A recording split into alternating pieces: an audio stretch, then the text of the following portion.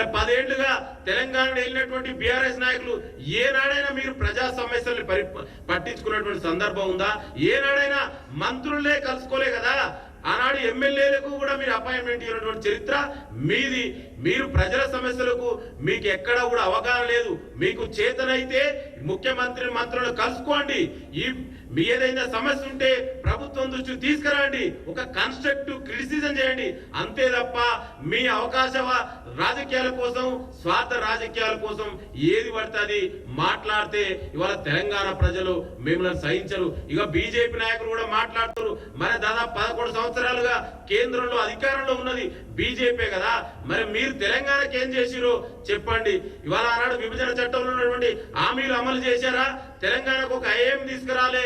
ఇవాళ ఇట్లాంటి తెలంగాణలో పాలమూరు రంగారెడ్డికి జాతీయ హోదా తీసుకురాలే. ఇట్లాంటి ఇవాళ గంగా నదికి 7,000 కోట్లు మరి నరేంద్ర మోడీ ఇచ్చారు. మీకు చేతనైతే తెలంగాణలో మూసీ నదికి 7,000 కోట్లు తీసుకొచ్చి అప్పుడు మీరు మాట్లాడండి. అంతే తప్ప ఏదో విష ప్రచారం చేసి ఏదో ప్రభుత్వం మీద బురద చల్లితే మిమ్మల్ని ప్రజలు గతంలోనే మీకు బుద్ధి చెప్పారు.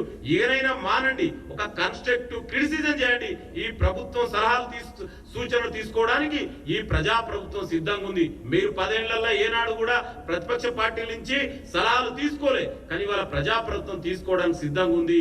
ఇవాళ తెలంగాణ ప్రజలందరూ కూడా కాంగ్రెస్ ప్రజా ప్రభుత్వం ఏర్పడి సంవత్సరం పూర్తి అయినందున ఇవాళ తెలంగాణ వ్యాప్తంగా కూడా ఇవాళ ప్రజలందరూ కూడా సంతోషంగా ఉన్నారు. ఇవాళ మీకు కూడా దయచేసి మీ ద్వారా ఇవాళ ఈ తెలంగాణ ప్రజానికానికి కూడా నేను మరొకసారి విజ్ఞప్తి చేస్తున్నా.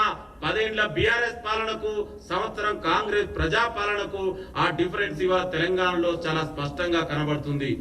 Thank you. ఇప్పుడు మిత్రుడు దమోదర్.